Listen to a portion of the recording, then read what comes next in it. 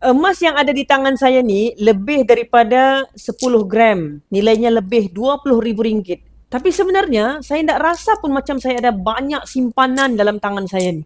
Sebab saving saya berada dalam bentuk emas, bukan duit. Kalau simpanan duit, kita nampak angka dan nombor.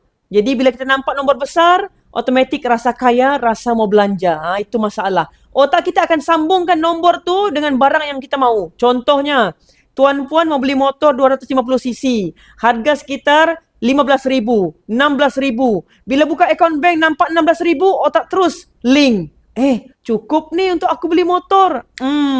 Tapi bila simpan dalam bentuk emas, kita nampak gram. 20 gram, 5 gram, 1 dinar. Tak boleh link. Jumlah gram tu tak match dengan harga barang yang kita mau beli. Sebab itulah emosi untuk berbelanja tu kurang kalau kita simpan dalam emas. Ini rahsia ramai orang tak perasan. Jadi simpanan kita lebih selamat daripada bocor. So kalau anda memulakan tabungan emas minimum RM100, tiada komitmen bulanan, isi biro di bawah, saya bantu anda, nanti anda boleh fizikalkan emas anda macam ni. Moga kekayaan anda terus berkembang dengan ilmu. Follow for more tips.